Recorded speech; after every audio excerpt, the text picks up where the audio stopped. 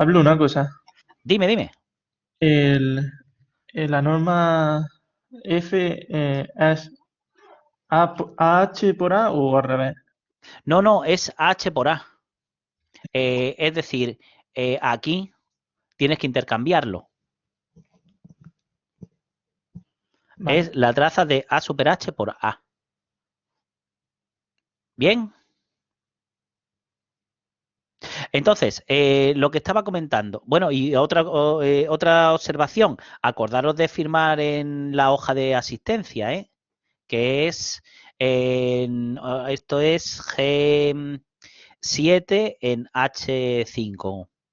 Entonces, el radio espectral, ¿qué es el radio espectral que me sirve para calcular la norma 2 de una matriz? Pues es tienes que calcularle a la matriz correspondiente, pero ves, a la matriz, no es radio espectral de A lo que pone aquí, es radio espectral de A super H por A, la matriz B que hemos llamado. Y hay que calcularle los autovalores y luego calcularle el módulo a esos autovalores y quedarte con el módulo del mayor en módulo. Lo repaso por si acaso no te acuerdas de cómo se calculaban de álgebra lineal los autovalores. Estamos en el ejercicio 5.5, que es el que tienes que completar en casa. Entonces, tú tienes una matriz B que es A super H por A. Ahora veremos cómo lo podemos calcular fácilmente con la calculadora. Entonces, esa matriz B, vamos a separar un poquitín más, suponte que la matriz B es tal que así. Entonces, para calcular los autovalores, le restas lambda en la diagonal. Calculas el determinante. Esto se pone determinante de B menos lambda I. Y esto te queda, pues, no sé qué por lambda al cubo, más no sé qué por lambda al cuadrado, más no sé qué por lambda, más no sé en cuánto. Entonces, esto es lo que se llama el polinomio característico. Cuando esto va igualado a cero, se llama ecuación característica. Y como ecuación algebraica de grado 3, que es, pues tiene tres raíces. Tiene de raíces lambda 1, lambda 2 y lambda 3. Pues ahora te quedas con el módulo. Y el mayor en módulo, el máximo de esto, es la norma 2, perdón, la norma 2, el radio espectral de la matriz B. Luego le haces la raíz cuadrada y ya tienes la norma 2 de la matriz A original. Disculpa, Vale, Pablo. dime, dime. Entonces, ¿el grado espectral siempre es la norma 2 de cualquier polinomio que se le saca esos autovalores? No, que para calcular la norma 2 de una matriz tienes que Sí, hacer el radio espectral y luego hacer la raíz cuadrada. Vamos a ver el ejemplo y lo ves. sí. Mira, el ejemplo es calcularle la norma 2 a esta matriz. A esta matriz. Entonces, hay que calcular primero M1 super H por M1, pero como la matriz es de numerillos reales, pues M1 super H es lo mismo que M1 traspuesta. Tengo que multiplicar premultiplicar una matriz por su traspuesta. Y eso lo vamos a hacer con la calculadora, tal que así. Cogemos la calculadora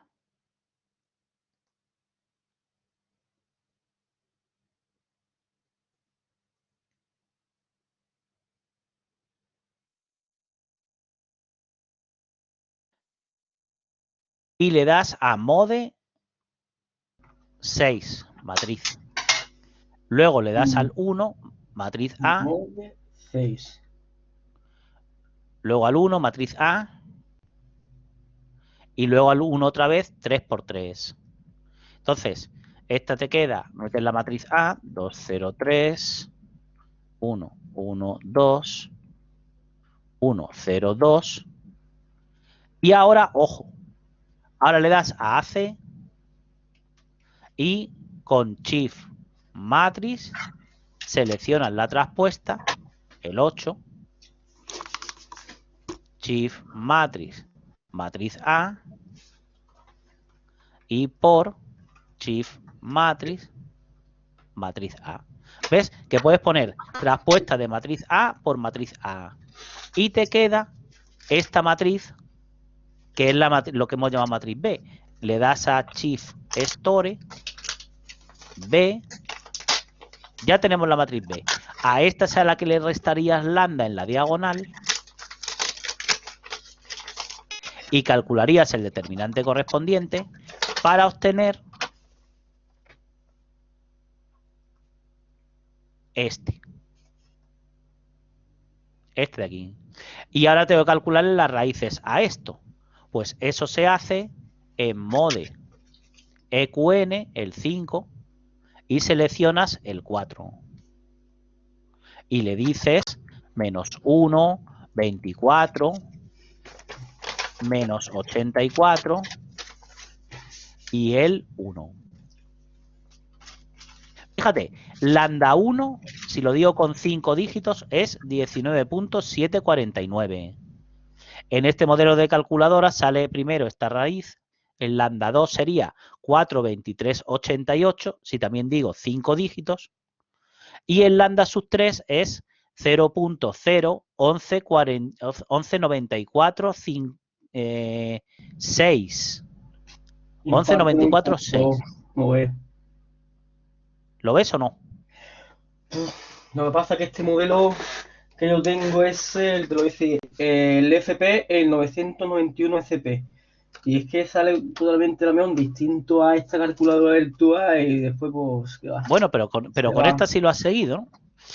Con esa sí, no del todo porque unos pasos me los he saltado, lo que pasa es que ahí no... Pero bueno, coges la idea siempre, ¿no? El mode siempre hay que poner, el mode después ya pues... Si por ejemplo es. números reales, imaginarios, que van del 1 al 9.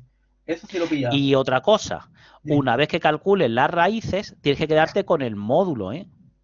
Lo que pasa es que aquí todos son... O sea, con el valor absoluto. Aquí todos son positivos, claro. Entonces, me quedaría con el 19749 y ese es el radio espectral de B al que le hago la raíz cuadrada para obtener la norma 2 de la matriz M1 original. Lo tienes hecho aquí en la 29B del material didáctico, pero ten cuidado porque, por ejemplo, aquí sobra un dígito, hemos dicho todas con 5 dígitos. Aquí sobra un dígito, aquí tienes los 5, pero aquí te faltan 2. Esto está intercambiado, te quedará menos lambda cubo más 24 lambda cuadrado menos 84 lambda más 1, lo mismo que hemos puesto aquí. Bien, la cosa es que lo completes en la casa. Perfecto. Y para esta segunda de las horas, lo otro que nos quedaba es lo siguiente. ¿Hasta ahí alguna pregunta más? Va bien, ¿no? Va bien. Entonces, en cuanto hay una discrepancia grande, hemos dicho aquí, hemos hecho un cálculo y resulta que el resultado calculado y el resultado exacto están muy lejos. Entonces, si este resultado calculado está cerca del resultado exacto, pues todo ha ido bien, no hay problema. El problema es las complicaciones vienen cuando el resultado calculado está lejos del resultado exacto. Entonces, lo que vamos a aprender en lo que nos queda es para a ver a quién le echamos la culpa de esa diferencia grande. Si la diferencia grande esta de aquí, esta grande de aquí, es debida al problema o es debida al método. A ver quién tiene la culpa, si el método que tú estás utilizando o el problema en sí es el que tiene ciertas dificultades. Bien, se ve lo que vamos a ver. Se ve. Claro, no puedes, para probar tu método, no se lo vas a echar a un problema que ya de por sí presenta dificultades, ¿no? Entonces, lo que pone aquí es que no es buena idea probar un método con un problema inestable. Entonces, ¿qué es lo que se llaman métodos inestables y qué es lo que se llaman problemas inestables? Pues los métodos inestables son métodos que normalmente son buenos, pero con ciertos datos que manejes, por ejemplo, la ecuación cuadrática, pues con ciertos datos puede dar malos resultados. Y sin embargo, un problema inestable es un problema en el que pequeños cambios en los datos te provoca un gran cambio en el resultado independientemente de cómo resuelvas el problema. Entonces, como lo que más cuesta es identificar los problemas inestables, vamos a hacer unos cuantos ejemplillos de problemas inestables para que te entrenes. El primero de ellos es este de aquí. Dice, estudia la estabilidad de los problemas, el ejercicio 5.6. Resolver, esto significa sistema.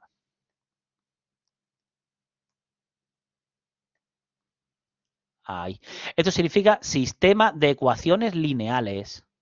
Entonces, es un sistema 2×2 en el que la primera ecuación es x más 2y igual a 3 y la segunda es muy parecida, ¿lo es? Que es casi la mitad que esta. Es 0,499x más 1,001y igual a 1,5. Pues fíjate, la solución de este sistema es el punto 1, 1. O sea, x igual a 1 y igual a 1. ¿Por qué? Pues porque cuando yo pongo aquí en vez de x un 1 y de y un 1, se cumple la primera ecuación y también se cumple la segunda ecuación, ¿verdad? Y no te he dicho de qué forma he resuelto el sistema. Sin embargo, si hago un pequeño cambio en los datos, si en vez de poner 0,499, aquí pongo 0,500, he hecho un cambio en las milésimas, ¿no?, de los datos, pues eso me va a provocar que la solución pase de 1, 1 a 0, o sea, a 3, 0. Un cambio en las milésimas me ha provocado, de los datos, me ha provocado un cambio en las unidades, es un cambio desproporcionado, es un problema inestable. O, por ejemplo, cuando estás calculando la ecuación, una raíz de una ecuación cuadrática. Aquí tienes un polinomio de grado 3 igual a 0, la raíz es 2, pero si en vez de este ser un 400 hago un cambio en la novena, digo en la séptima cifra significativa de los datos, me provoca un cambio en la cuarta cifra significativa del resultado. Luego, entonces, es un problema, un cambio desproporcionado, es un problema inestable.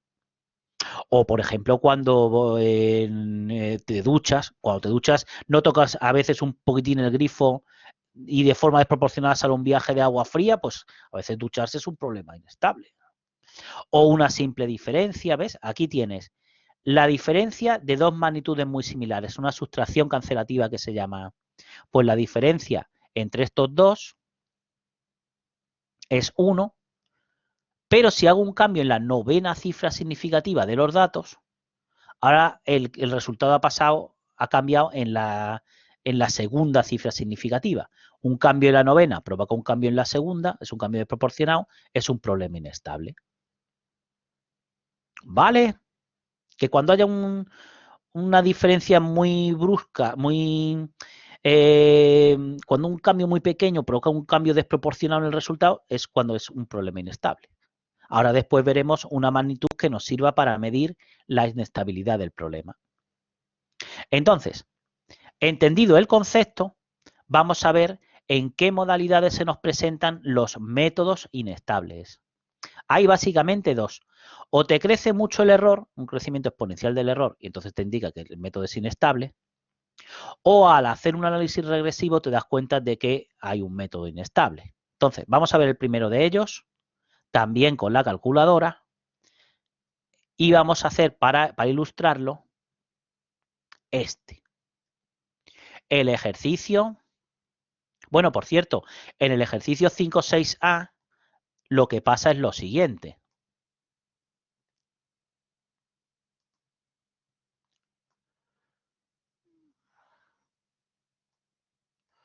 En el ejercicio 5.6a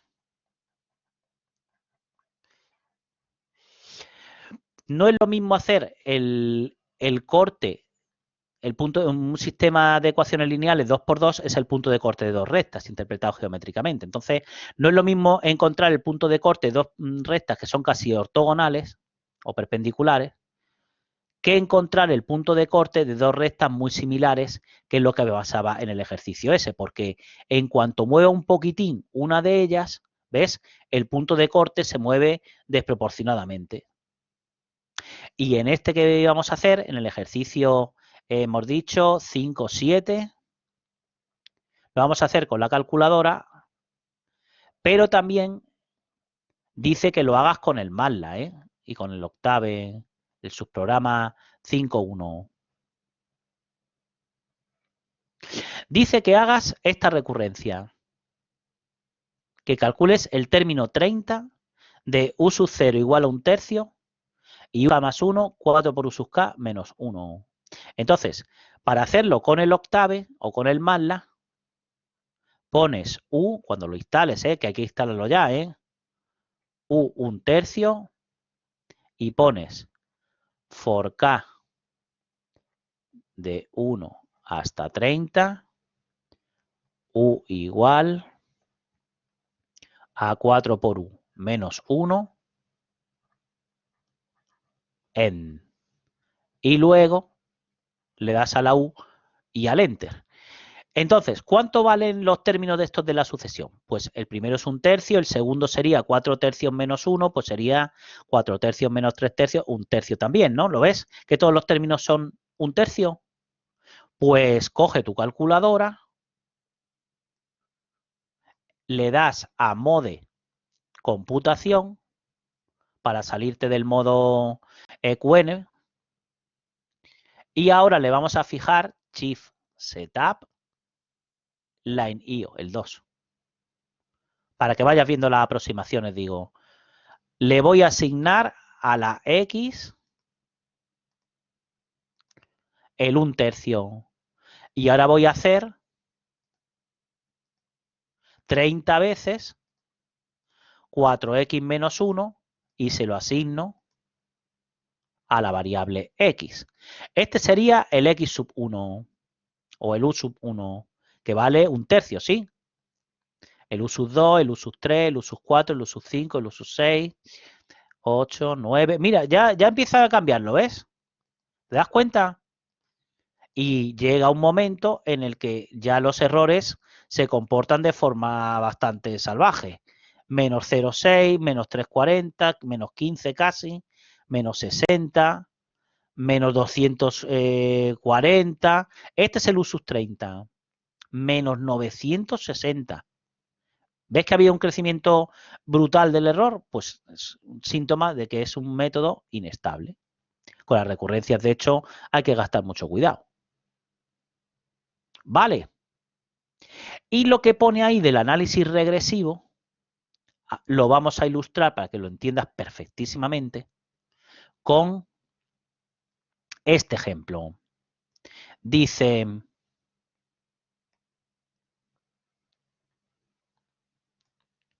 el problema 5.1.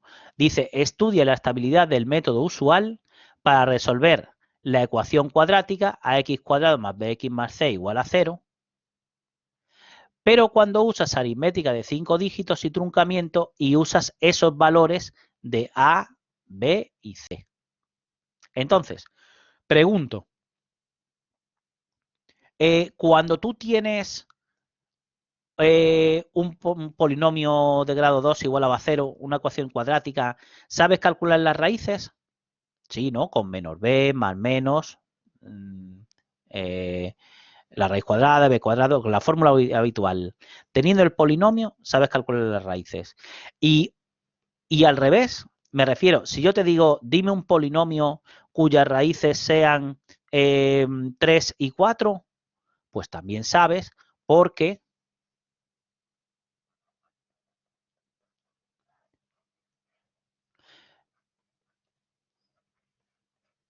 sabes que x menos 3 por x menos 4 es x cuadrado menos la suma por x más el producto, ¿no? Oye, ¿y sabes decirme un polinomio que tenga de raíces 3, 4 y 5? Que, ¿sabes? De todas maneras. Eso sería, por ejemplo, poner entre paréntesis x menos 3 por entre paréntesis x menos 4, ¿no? Y por entre paréntesis x Claro, menos 5, ¿no? tienes que desarrollarlo. Entonces, es lo que se llama las relaciones de un matemático medieval que se llamaba Cardano. Pero que a lo que me refería es que si tienes el polinomio, sabes calcular sus raíces. Y si tienes las raíces, sabes decirme un polinomio cuyas raíces sean las que yo te he dado. ¿Sí? Entonces, en este caso, ¿quién es el dominio de datos y quién es el dominio de resultado? Pues aquí el dominio de datos son los coeficientillos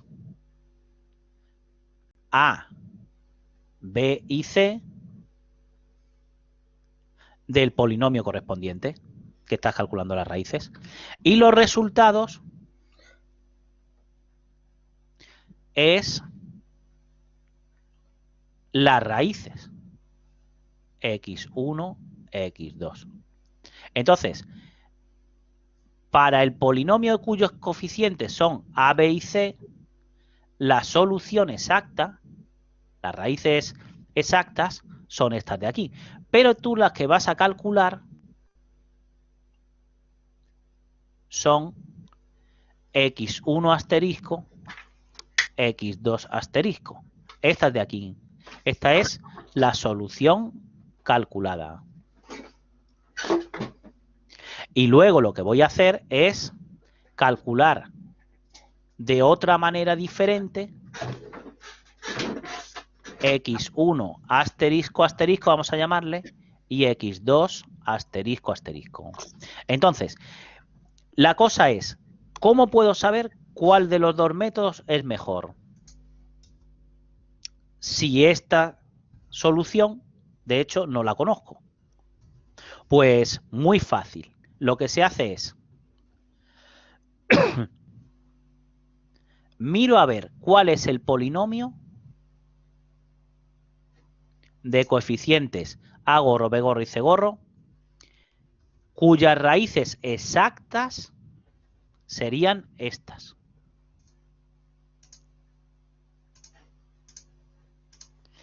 Y miro cuál es el polinomio cuyas raíces exactas son estas. A gorro, gorro, vamos a llamarle, B gorro, gorro y C gorro, gorro. Pues, y estas sería la solución exacta si estos fueron los datos. Pues ahora lo que mido es, como ya en R3 se mide distancias, mido esta distancia y si es más pequeña que esta, entonces este método es mejor que este. Que se miden las distancias en el espacio en el dominio de datos, no en el dominio de resultados. Vale. Entonces, date cuenta. Dice, cómo se analiza qué error han de tener los datos para que la solución calculada sea exacta, el método será estable si el error en los datos es suficientemente pequeño.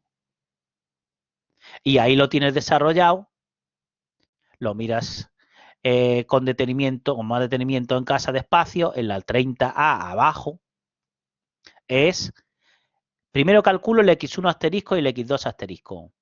Como el discriminante es muy parecido a este, aquí no pasa nada porque los dos son negativos, pero aquí este es positivo y este es negativo, y este es 111,08 y este es 111,11. Entonces, aquí me va a pasar en el numerador lo mismo que me pasaba aquí, una sustracción cancelativa. Por lo tanto, puedo cambiar el método de cálculo, del x2 no, pero del x1 sí. Si me miro el primero de los métodos y miro la distancia del A gorro, B gorro y C gorro a los originales, veo que hay mucha distancia, sobre todo de aquí a aquí, ¿lo ves? Este es 1,66 y pico y este es 1,2121. Pero si para quitarme esta algo menos cosa multiplico arriba y abajo por el conjugado, por A más cosa,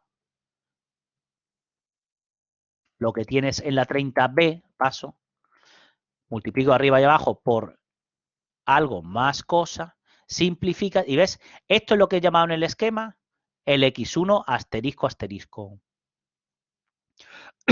El x2 asterisco asterisco coincidiría con el x2 asterisco, y estos son los que en el esquema he llamado A gorro gorro, B gorro gorro y C gorro gorro. Pero aquí, por no guarrearlo, pues lo he dejado con gorro gorro gorro.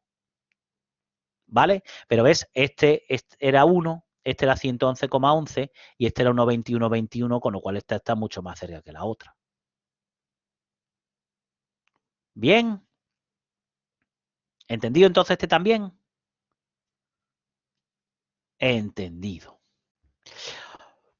Y una magnitud que me determine, que me permita estudiar la estabilidad, porque todo eso era para la estabilidad del método, ¿eh? Hemos dicho, o el crecimiento salvaje del error, o bien haciendo el análisis regresivo. Pues, para determinar la estabilidad del problema, la inestabilidad del problema, hay una cantidad que se llama el número de condición. Entonces, durante el resto de los temas, pues veremos un número de condición para resolver sistemas de ecuaciones lineales, que problema hay un número de condición particular. Pero todos funcionan igual. Cuanto más grande sea el número de condición, peor condicionado está el problema. Bien. Que si el número de condición te queda 18.800, el problema está muy mal condicionado. Que el número de condición está cerquita de 1, entonces la cosa va bien. ¿Vale? Y para poner un ejemplo de número de condición, vamos a poner cómo calcular el número de condición para cuando tú evalúas una función de R en R. El ejemplo es, ahí lo tienes.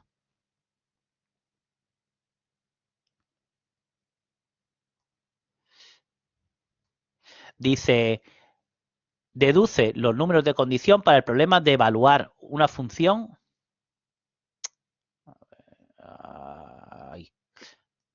Una función, vamos a conformarnos con las funciones de R en R. Entonces, tengo que ver una cantidad que me relacione el error en los datos con el error en el resultado, independientemente de cómo se evalúe la función. Evaluar una función me refiero a calcular f de x asterisco cuando x asterisco vale 3, por ejemplo. ¿Bien? Bien.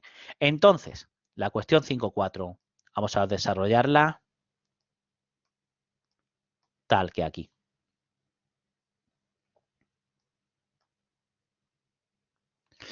¿Te acuerdas de tus tiempos mozos de cálculo para una función? ¿Cuál era el desarrollo de Taylor en x asterisco igual a A? Pues era f en x igual a f en A más f' en A partido 1 factorial por x menos A más f segunda en x asterisco partido por 2 factorial por x menos A al cuadrado. ¿Verdad que sí? Y no voy a poner el término de error, por eso pongo un punto suspensivo. Entonces, me voy a quedar solo hasta el desarrollo de orden 1, hasta aquí. Y voy a ya cambiar el signo, c de x asterisco menos f de x. Ya tengo que poner aproximadamente igual, porque no he puesto el término del error, y me quedaría f' en x asterisco por x asterisco menos x. Y ahora vamos a tomar valores absolutos. Valor absoluto de esto,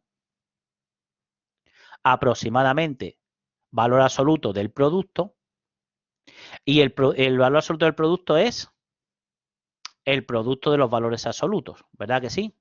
Esto me quedaría tal que así. ¿Bien? ¿Sí? Sí. ¿Esto qué es? Anda, lo que llamamos el otro día, es decir, ayer, error absoluto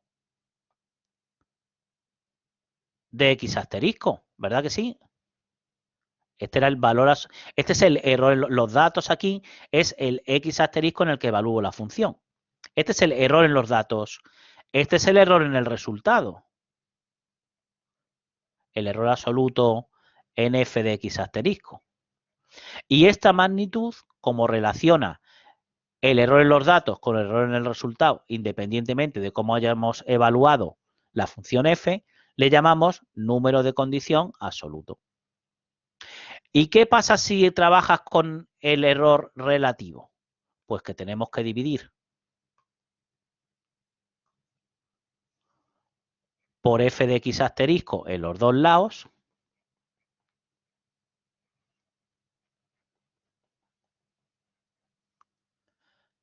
Aquí me quedaría f' en X asterisco partido por f en X asterisco. Y aquí sería dividiendo por X asterisco y multiplicando para que quede todo igual. ¿Bien? Bien. Esto es casi el error relativo, ¿verdad? Porque no pongo error relativo porque tendría que dividir por X en vez de por X asterisco. Este es a casi el error relativo en los datos. Y este es casi el error relativo en el resultado. ¿Y a que no sabes cómo vamos a llamar a esta magnitud que relaciona el error relativo en los datos con el error relativo en el resultado? Independientemente de cómo evalúen la f, pues número de condición relativo. Dijimos en la hora de antes, cuando i vale 5, la cota de error relativo era 5 por 10 a la menos 5. Esta es chiquitilla, ¿lo ves? El delta de X asterisco es chiquitillo. Pues si este 5 por 10 a la menos 5 es chiquitillo, si el número de condición es 26, 2, pues esto, el error relativo en el resultado va a ser chiquitillo también. Pero amigo, si esto es 5 por 10 a la menos 5, pero esto es 18.800, el error relativo en el resultado va a ser demasiado grande. ¿Lo ves? Por eso el número de condiciones, cuanto más grande sea, peor. ¿Vale? ¿Sí? Sí. De todas formas, vamos a hacer ahora los ejemplillos que nos dé tiempo para ilustrar el número de condición relativo y que te quede así totalmente claro. Fíjate. El primero es este.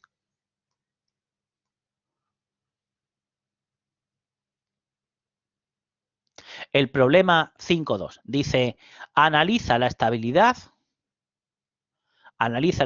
del problema de evaluar el arcoseno de X. El arcoseno de X, ¿te acuerdas lo que era? Te devuelve el ángulo cuyo seno valga el argumento que tú le des.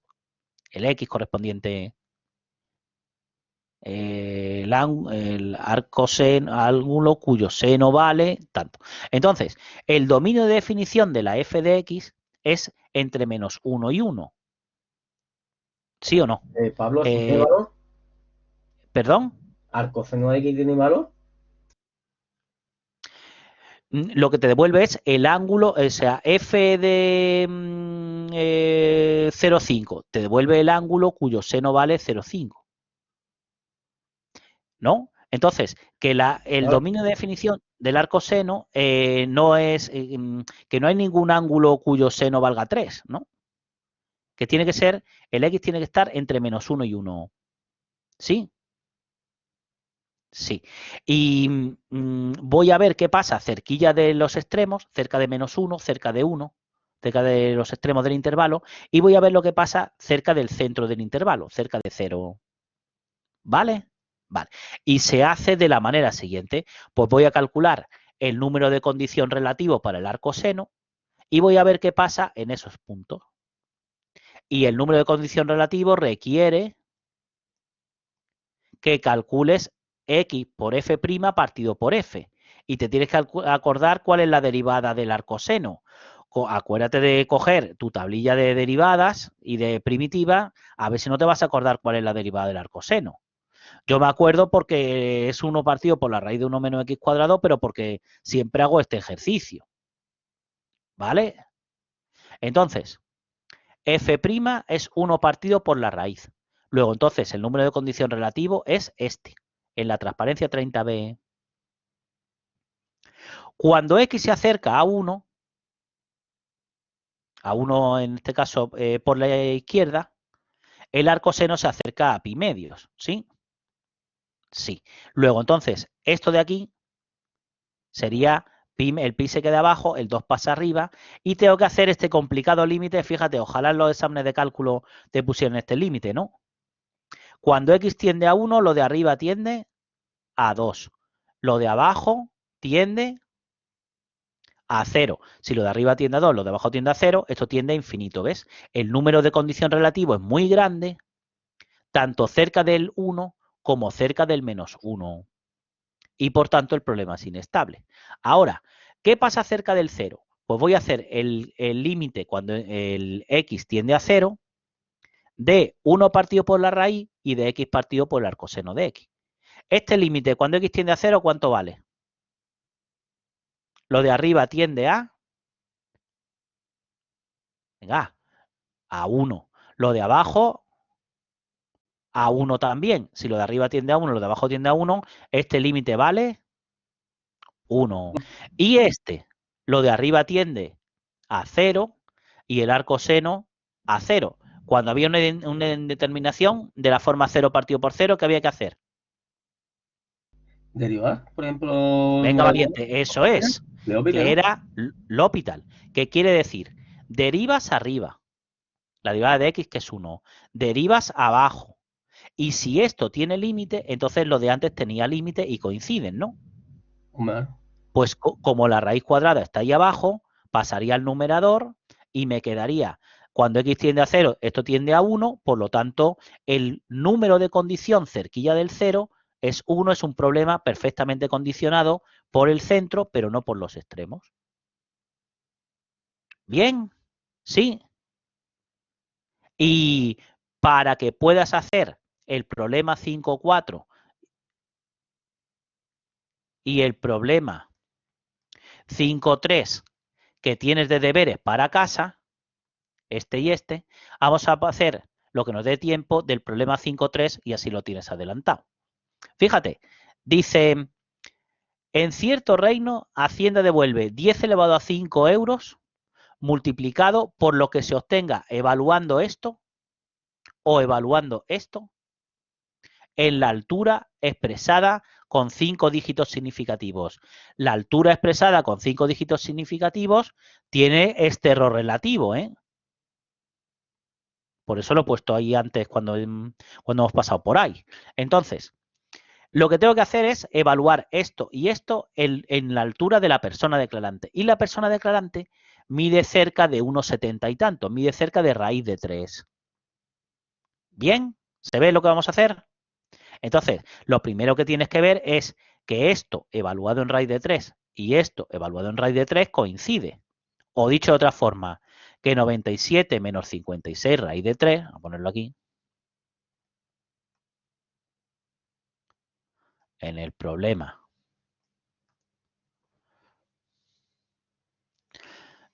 En el problema 5.3, lo primero que tienes que ver es que 97 menos 56 raíz de 3 multiplicado por 2 más raíz de 3 a la cuarta te queda 1. Esto o lo compruebas con la calculadora o te acuerdas del binomio de Newton. ¿Te acuerdas cuánto vale A más B a la cuarta? Era A más de la cuarta 4. sería 4 a la cuarta Fantástico. más, Por B más 4 elevado a por... 0. Eso sí. Más 4 por al cubo por B a la 1. Vale, vale, vale, vale. Fenomenal. más 6 por A al cuadrado por B cuadrado, Va ahí.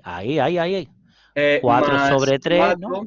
4, más 4 A a la 1 B al cubo, y después más 1 por A a la 0 B a la cuarta. Fantástico. Eso es el binomio de Newton. ¿Sí? Y si en vez de más fuera menos, A menos B a la cuarta, ¿Cómo? si fuera A menos B a la cuarta, pues sería este más, o sea, este menos, este más, este menos, este más. Claro, ¿Sí? intercambio de signos. Y los números combinatorios estos, ¿te acuerdas del triángulo de Tartaglia, no? 1, 2, 1, 1, 3, 3, 1, 1, 4, 6, 4, 1.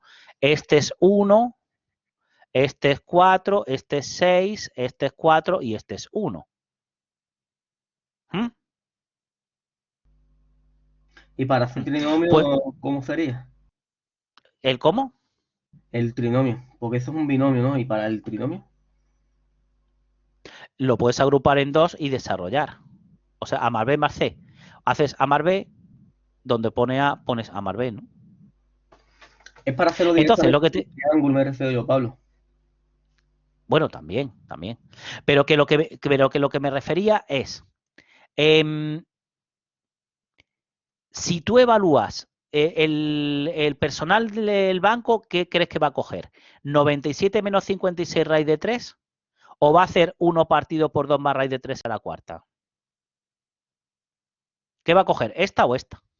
Pues se va a tirar por lo fácil, ¿no? Va a coger esta, la de 97 menos 56 raíz de 3. Pues esto multiplicado por 10 elevado a 5 es lo que te devuelve Hacienda. Fíjate, te devuelve Hacienda 240 euros. Pero tú le puedes decir al del banco, oye, no, yo aquel día fui al numérico, me enteré y sé que lo que me corresponde es 275 euros más, son 515 euros, ¿eh? Porque el número de condición relativo de F2 evaluado en raíz de 3 es 18.800, con lo cual, aunque esto sea chiquitillo, multiplicado por 18.800, me queda que no hay dígitos significativos en esta magnitud. Sin embargo, como el número de condición relativo de la primera expresión es 26, al multiplicar 26 por el error relativo en los datos, me queda un error relativo en el resultado que si miro a ver cuántos dígitos significativos tiene, dice que tiene 3 dígitos significativos. Y efectivamente, mira, este era el valor auténtico y esta es la aproximación con uno y con otro. Entonces, claro, que todo esto que te cuento de la aritmética aproximada, que no te haga perder la confianza en la aritmética aproximada, ¿eh? Que estos son pequeñas cosas que te comento para que tengas un poquitín de cuidado, pero que teniendo un poquitín de cuidado resuelves sistemones de 1.000.000 de ecuaciones con 1.000.000 de incógnitas con la aritmética aproximada, ¿eh? Y una última cosa que te quería comentar. En el error regresivo es realmente un error en los datos, ¿no? Como hemos visto aquí, se medía aquí el error regresivo. Entonces, puedes considerar que cuando multiplicas el error regresivo por el número de condición relativo, obtienes una aproximación del error progresivo. Que no tienes que estar propagando los datos para hacer un estudio. Multiplicas el regresivo por el número de condición y ya tienes una estimación de por dónde va a estar el error progresivo. ¿Vale? ¿Sí?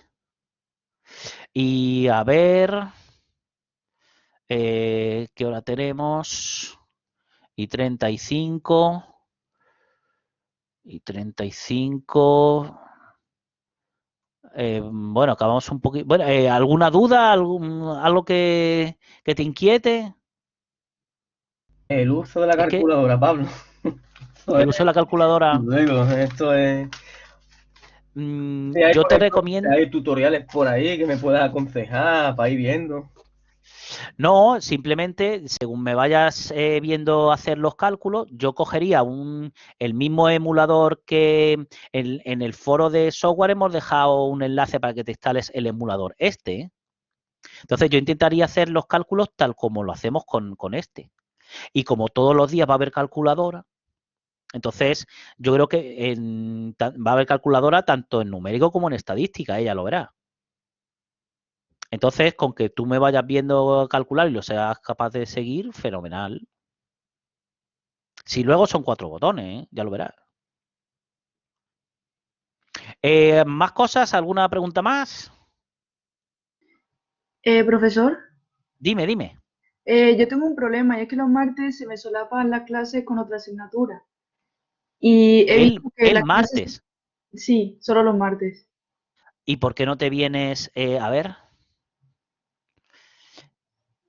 Es que el martes.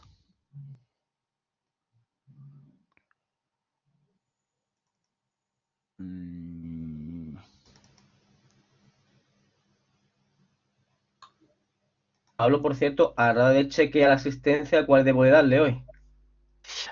Hoy hay que darle a G7 en H5. Va. Que no se te olvide, ¿eh? G7 en H5. Entonces, que esta misma clase del martes la cuento aquí también, ¿eh? De Vale, 11:50 a 3:50 en H3. Entonces, te conectas a la sala de G1 y ya está. claro que en ese caso se me solaparía con otra, entonces. Pero bueno, como he visto que está grabando Ay, la clase, no sé si luego lo sube a algún sitio o es simplemente por... sí, sí, sí, yo creo que se están subiendo, ¿eh? Por eso le doy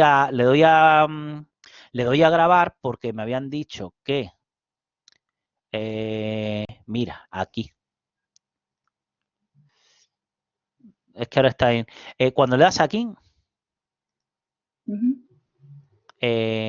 a este, en el mismo sitio donde entras en las sesiones, aquí. Vale, ya está la clase grabada, ¿no? Ahí se te despliegan, no inmediatamente, tarda un ratín, pero ahí se quedan. Hombre, lo que pasa es que es mejor en directo, es mejor, creo yo, ¿no? Si Claro, pero por la puedes. tele sí que no puedo ir y tal, me viene bien Mm. Y tener... lo que pasa es que habrá martes que esta no la de yo. Si es de estadística, si esta de un martes es de estadística, esta la da Rodrigo, ¿eh? Ah, bueno, no, conmigo, o sea, a vosotros sí que os doy la estadística. Yo esta la doy siempre y esta también. Vale, perfecto. Esta y esta. Y oye, y a seguirlo un poquitín y a trabajarlo y las dudas que vayan saliendo al foro para poderlas resolver a través del foro y sobre todo también para que te cuenten para el punto extra. ¿Vale? Perfecto. Muchas gracias. Venga, más dudas. Yo tengo Todavía que una nos duda faltan que 2 minutos. Dime. yo tengo el Mazda 2018. ¿Tendría que Sí. instalarme este o me podría igual de...? Es conveniente porque luego a la hora de evaluarte tienes que ponerlo compatible, lo que pongas tiene que ser compatible con con el MATLAB 6.1. Es que claro, si no tendrías que tener todas las posibilidades de todos los posibles MATLAB. Pero dejamos ahí los discos, ¿eh? ¿Lo viste o no? Vale, sí, sí.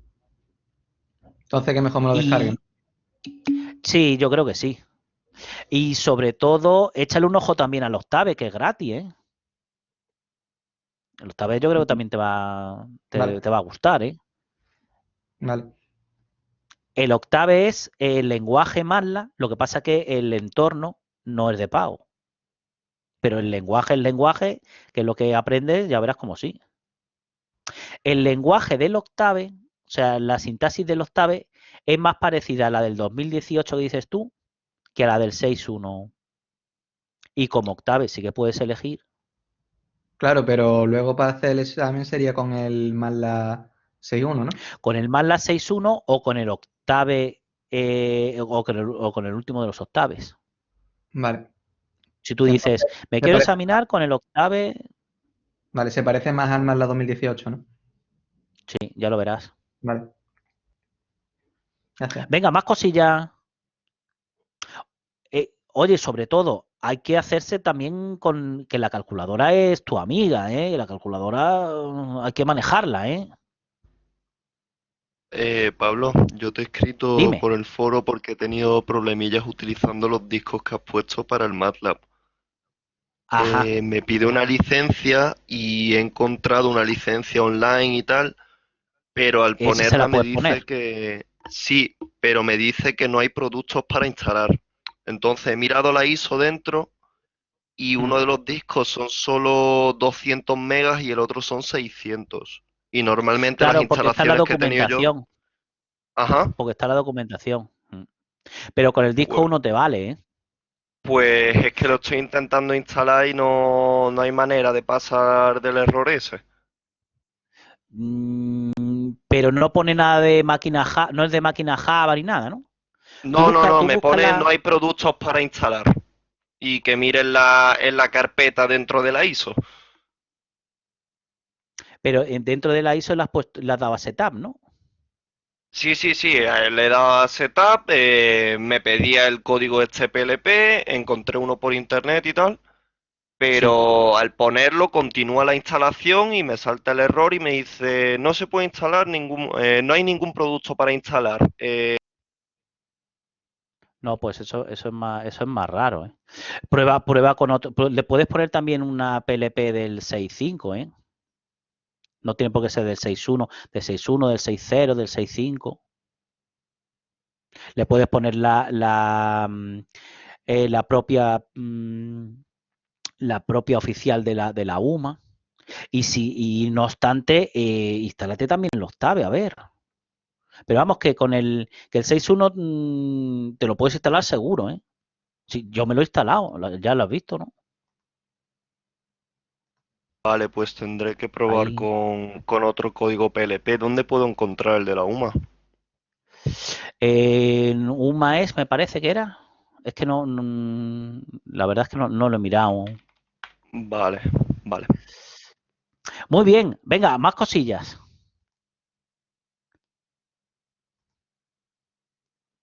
¿Sí? ¿Lo dejamos aquí entonces? Yo tenía una Vale, pues preguntilla así en plan de mates. Una espera, que pregunta. voy a, Sí. paro la grabación, ¿vale?